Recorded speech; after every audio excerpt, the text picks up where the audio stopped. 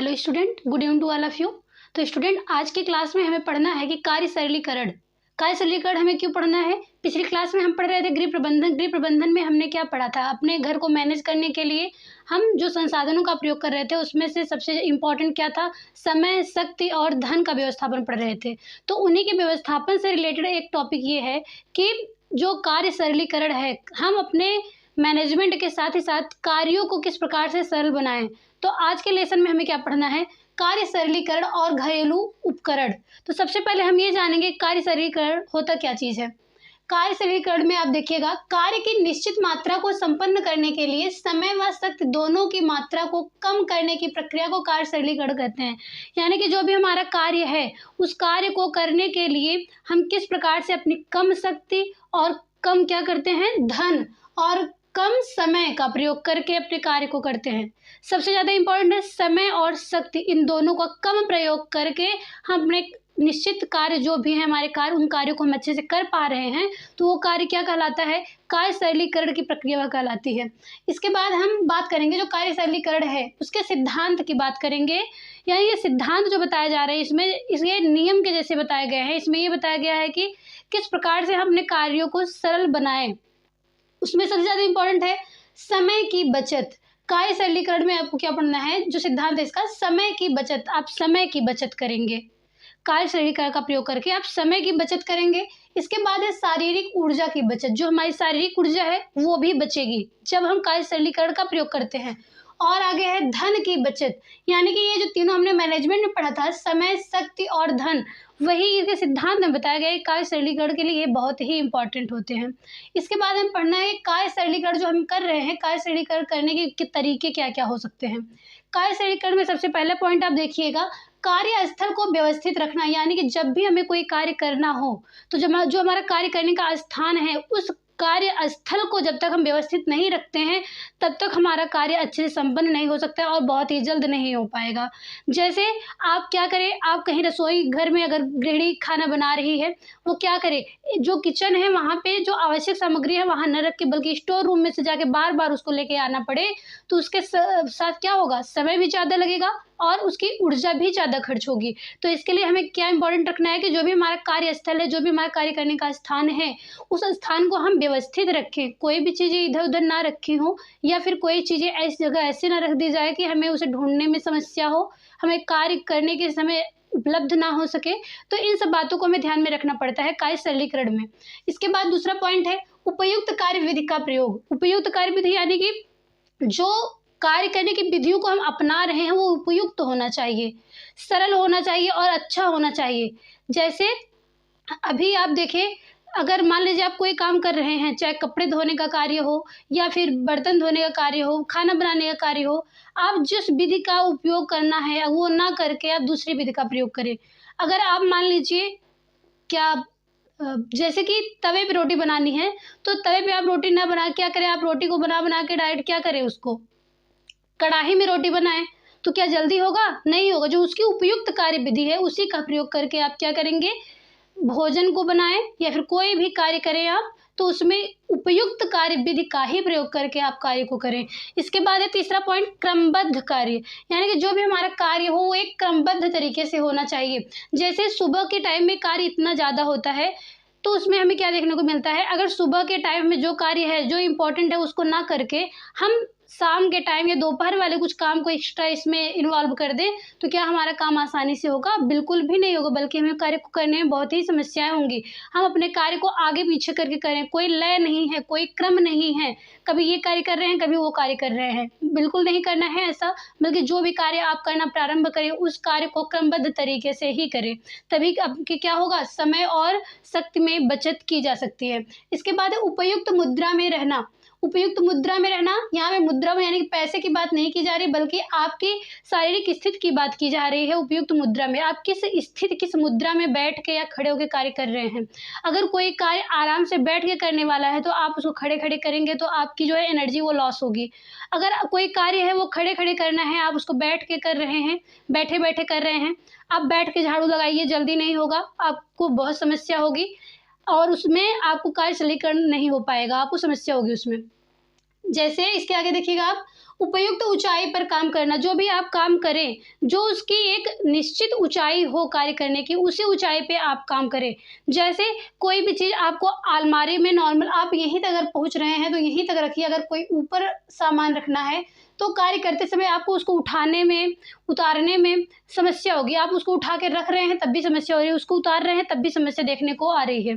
तो जो भी आप काम करें, बर्तन आपको अगर सिंक पे खड़े होकर धोना है तो उचित ऊंचाई हो उसकी। ऐसा नहीं है कि आप इतनी ऊंचाई पे सिंक को बना दें और वहाँ पे क्या करें, बर्तन को धुलें, बिल्कुल भी नहीं कर पाएंगे आप।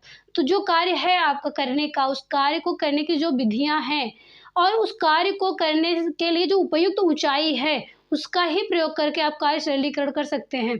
इसके बाद है कार्य संधि। कार्य संधि का मतलब होता है जब दो या दो से अधिक कार्यों को आप एक साथ जोड़ कर करते हैं, तो इसमें आपके समय का भी बचत हो जाता है और शक्ति का भी बचत हो जाता है।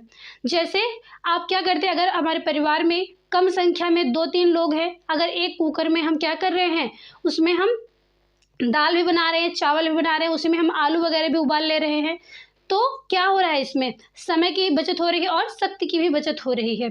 और यहाँ पे हम अगर देखें तो यहाँ पे हमारे धन की भी बचत हो जाती है। जैसे कि जो भी एनर्जी लॉस हो रही है ईंधन, उसका भी बचत हो जा रहा है। तो यहाँ पे हमें ये क्या देखने को मिला कि कार्य संधि के द्वारा अगर हम कार्य करते हैं तो हमारे कार्य सरलीकरण में बहुत ही आसानी होती है। इसके बाद है तुरंत उपयोग के सामान का प्रयोग, यानी कि जो कार्य हम कर रहे हैं उस कार्य में जो उपयुक्त सामग्री है और जो तुरंत प्रयोग करने लायक हो। जैसे एग्जाम्पल के तौर पे आप लोग देखिएगा, जैसे आप कोई सब्जी बना रहे हैं, कोई भी आइटम बना रहे हैं, कोई भी खाद्य पदार्थ बना रहे हैं, उसमें जो आवश्यक सामग्री है, जैसे आप पनीर बना रहे हो, पनीर में आपके लिए लहसुन, प्याज, अदरक इन सब की आवश्यकता है। तो आप अलग से लहसुन, अदरक ये सब ना छीलें, बल्कि लहसुन और अदरक का आप पेस्ट ले सकते हैं जिसमें आपको आसानी होगी। मिर्च मसाले जो भी हैं, अगर आप उसको अलग अलग मसालों, खड़े मसालों को लेते हैं, उसको कूटते हैं, उसमें आपको ज़्यादा समस्या होगी। बल्कि उसी जगह पे अगर आप उसके पाउडर को डायरेक्टली लेके डाल देते हैं सब्जियों में या फिर किसी भी खाद्य पदार्थ को किसी भी कार्य को करते समय, तो उसमें आपको आसानी होती है। यानी कि जो भी हम कार्य करें उसमें तुरंत उपयोग के सामान का अगर प्रयोग कर रहे हैं, जो तुरंत प्रयोग की जा सके, उसका अगर प्रयोग करते हैं तो बहुत ही हमें कार्य करने में आसानी होती है। इसके बाद है आकर्षक कार्य स्थल। ऐसा देखा गया है कि जो भी हम कार्य करते हैं, अगर वो कार्य का स्थल आकर्षक है, अगर आकर्षक होता है कार्य का स्थल, तो कार्य करने में इंटरेस्ट और भी बढ़ जाता है, अच्छा लगता है कार्य को करने में।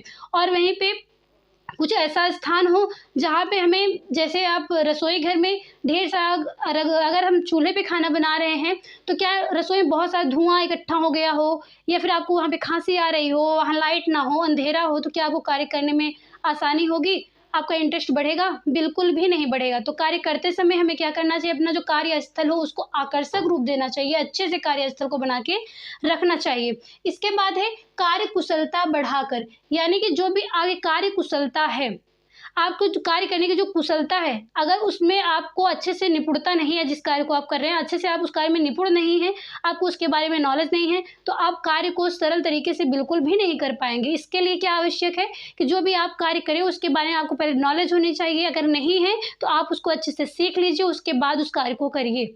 जब उसके बाद आप कार्य को करते हैं तो आपकी क्या होती है, कार्य आप जल्दी कर पाते हैं। जैसे आप अगर कोई कार्य सीख रहे हैं शुरुआती समय में, तो उसमें क्या होता है कि आप कार्य को देर में कर पाते हैं, लेकिन वही कार्य करते करते जब आपका एक्सपीरियंस हो जाता है, आप अपने कार्य में एकदम कुशल हो जाते हैं, निपुण हो जाते हैं, तो उस कार्य में क्या होता है, आपको करने में जल्दी होती है, आसानी होती है और समय और शक्ति दोनों की बचत होती है। तो ये रहा हमारा कार्य सरलीकरण का तरीका कि किस प्रकार से हम अपने कार्य को सरल बना सकते हैं। अब आगे हमें पढ़ना है कि कार्य सरलीकरण की तकनीक। जो भी हम कार्य अपने कर रहे हैं, कार्य को सरल बनाने के लिए जो भी प्रोसेस हम अपना रहे हैं, उसमें कुछ तकनीकों का भी प्रयोग करके हम अपने कार्य को क्या कर रहे हैं, आसान बना रहे हैं और समय और शक्ति दोनों की बचत कर रहे हैं। कार्य सरलीकरण की तकनीक, या फिर इसको क्या कहें, घरेलू उपकरण, जो घरेलू कार्यों को करने में जो उपकरण का प्रयोग किया जा रहा है, उसमें सबसे इंपॉर्टेंट आप देखिएगा, सब लोग यूज करते हैं प्रेशर कुकर। प्रेशर कुकर का उपयोग आप सभी जानते हैं, जिसमें क्या होता है, भोजन जो है, जो खाद्य पदार्थ है, वो प्रेशर के द्वारा, भाप के द्वारा अच्छे से पकाया जाता है, जिसमें ईंधन की ही बचत होती है और समय की ही बचत हो जाती है। और जो पौष्टिक तत्व होते हैं उसमें वो बाहर नहीं जा पाते हैं, बल्कि सारे पोषक तत्व जो है उपलब्ध रहते हैं वो कोई भी वेस्ट नहीं होते हैं। इसके बाद है टोस्टर। टोस्टर का प्रयोग आप सब जानते हैं, जो ब्रेड होता है, ब्रेड को ब्राउन कलर सेकने के लिए हम किसका प्रयोग करते हैं? टोस्टर का प्रयोग करते हैं, और ये हमारे कार्यशैलीकरण के उपकरण के अंतर्गत आते हैं। इसके बाद है गैस स्टोव। आप गैस स्टोव का प्रयोग करके भोजन बनाते हैं, और चूल्हे पर जब बनाते हैं नॉर्मली लकड़ी के द्वारा, कोयले के द्वारा, तो आपको क्या देखने को मिलता है? अगर जब आप गैस स्टोव का प्रयोग करते हैं तो उसमें आपके समय और शक्ति दोनों की बचत हो जाती है। और उसके बाद हम देखेंगे मिक्सर और ग्राइंडर। मसाले पीसने के लिए, जूस वगैरह बनाने के लिए जब भी आप मिक्सी का प्रयोग करते हैं, जूसर का प्रयोग करते हैं, तो इसमें आपकी समय और शक्ति दोनों की बचत हो जाती है। इसके बाद है रेफ्रिजरेटर। रेफ्रिजरेटर का नाम आप सब लोग सुने होंगे। नॉर्मली यूज करने के लिए फ्रिज का नाम लेते हैं, लेकिन इसका फुल नेम क्या होता है? रेफ्रिजरेटर। यानी कि अपने खाद्य पदार्थों को हम अच्छे से लंबे समय तक स्टोर रखने के लिए क्या करते हैं? रेफ्रिजरेटर का प्रयोग करते हैं, और इसमें हमारे खाद्य सामग्री जो है वो स्वच्छ और एकदम ताजे बने रहते हैं। इसके बाद है वॉशिंग मशीन। वॉशिंग मशीन आप सब लोग सुने ही होंगे, ये बिजली से चलने वाले उपकरण होते हैं ये सभी। इसमें क्या होता है? वॉशिंग मशीन के द्वारा आप गंदे कपड़े जो होते हैं उनको क्या करते हैं? धो सकते हैं, और उसमें धोने के साथ ही साथ इसमें आप कपड़ों को सुखा भी लेते हैं। तो इसके द्वारा हमें क्या देखने को मिल रहा है कि हमें समय और शक्ति दोनों की बचत हो रही है। Vacuum cleaner. वैक्यूम क्लीनर का प्रयोग करके आप घर की अपनी सफाई, साफ सफाई कर रहे हैं। ये भी क्या है? बिजली से ही चल रहे हैं। इसके बाद है सिंक। जो सिंक होता है, यानी कि जिस स्थान पे हम बर्तन धोते हैं, बर्तन धोने का जो स्थान होता है किचन में खड़े होकर जहाँ पे हम बर्तन धो रहे हो, वहाँ पे क्या होता है? सिंक का प्रयोग किया जाता है, और इसमें हमें समय और शक्ति दोनों की बचत होती है। प्रयोगों के द्वारा ये पाया गया कि जो सिंक का प्रयोग किया जाता है जिस भी रसोई घर में, उस घर में क्या होता है? 8% समय की बचत होती है। जिस प्रकार से आप इसके पहले नॉर्मली बर्तन कहीं बैठ के या कहीं भी धुल रहे हैं, उसके अतिरिक्त जब आप क्या करते हैं, यहाँ पे जब सिंक में आप जाके बर्तन धोते हैं तो इसमें आपके समय की 8% बचत हो जाती है। तो इस प्रकार से हमने क्या देखा कि जो हमारा कार्य सरलीकरण के लिए जो घरेलू उपकरण जो तकनीकी अपनाई जा रही हैं, उसमें से कौन कौन से ये सब इम्पोर्टेंट पॉइंट हैं, और इन सब का प्रयोग आज के आधुनिक युग में हर कोई व्यक्ति कर रहा है, और सबको भी अपने कार्य को करने में आसानी मिल रही है, और ये लोगों को सफलता प्रदान कर रहे हैं। इसके बाद इस कार्य सरलीकरण को बनाए रखने के लिए, इसको और भी सरल बनाने के लिए एक नियम बताया गया, जिसमें जो नियम इन्होंने दिया है, कौन व्यक्ति थे वो? मुंडेल। तो यहाँ पे मुंडेल जो नाम आया है, इन्होंने क्या बताया कि इन्होंने एक परिवर्तन का नियम दिया, जिसमें बताया गया है कि मुंडेल द्वारा दिए गए परिवर्तन के वर्ग। इन्होंने जो वर्ग दिया, जो नियम दिया, उसमें क्या क्या बताया गया है ये देखिएगा आप लोग, कि इसमें इन्होंने जो दिया है परिवर्तन का नियम वो 3 है। तीनों में सबसे इंपॉर्टेंट क्या है? हाथ एवं पैर की गतियों में परिवर्तन। जब भी आप कोई कार्य करें उसमें आप अपने हाथ और पैर की गति को क्या करते हैं? बढ़ा करके अपने कार्यों में परिवर्तन ले आते हैं, और इससे आपके कार्यों में क्या होती है? सरलता देखने को मिलती है। जब भी आप कोई कार्य कर रहे हो, अगर आप उसमें धीरे धीरे अपने हाथ को चला रहे हो, धीरे धीरे पैर को चला रहे हो, तो आपको कार्य करने में ज़्यादा समय लगेगा। वहीं आप अगर अपने हाथ और पैर की गतियों में क्या करते हैं? परिवर्तन ले आते हैं, तो आपका कार्य जो है बहुत ही सरल और बहुत ही जल्दी हो जाता है। इसके बाद है कार्य संग्रह स्थल एवं उपकरणों में परिवर्तन। यानी जो हमारा कार्य है उस कार्य में हम कुछ परिवर्तन कर दें।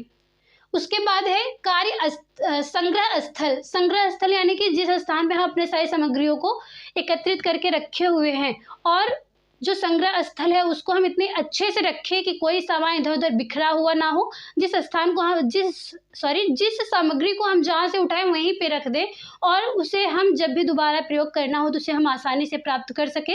तो इससे क्या होता है? हमें समय और शक्ति दोनों की बचत हो जाती है।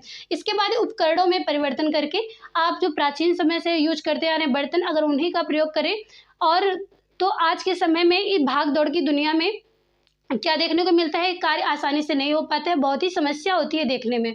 लेकिन हमें क्या यहाँ देखने को मिल रहा है कि उपकरणों में परिवर्तन करके आपने कार्य को क्या कर रहे हैं? सरल बना रहे हैं। आज के आधुनिक युग में आपने ये जो घरेलू उपकरणों का प्रयोग आप कर रहे हैं, इससे क्या हो रहा है?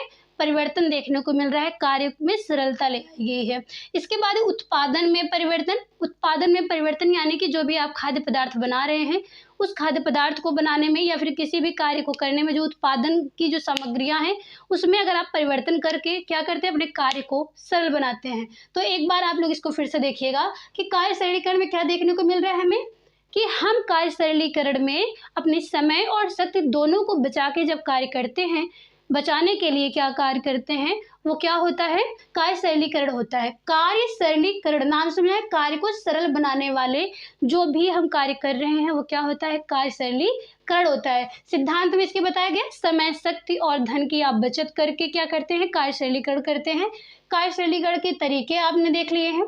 इसके बाद कार्य सरलीकरण की जो तकनीकें हैं, घरेलू उपकरण जो आधुनिक युग में आप सामग्रियों का प्रयोग कर रहे हैं। इसके बाद है मुंडेल द्वारा परिवर्तन के जो वर्ग बताए गए हैं, और इन्होंने जो अपना परिवर्तन दिया था वो 1904 में दिया था। ठीक है, इसके बाद है जो इन्होंने जो नियम दिया, हाथ पैर की गतियों, संग्रह स्थल, उपकरणों में परिवर्तन, उत्पादन में परिवर्तन, इन सब विधियों के द्वारा क्या करें, आप कार्य सरलीकरण अच्छे से कर पा रहे हैं। जहाँ तक मुझे समझ आता है मैंने आपको अच्छे से इस टॉपिक को समझा दिया होगा। आप इसको नोट डाउन कर लीजिए, स्क्रीनशॉट ले लीजिए, फिर हम मिलते हैं।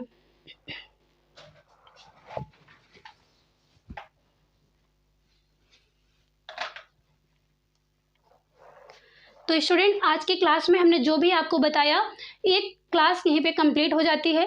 मिलते हैं हम आप लोग से नेक्स्ट क्लास में, तब तक के लिए धन्यवाद।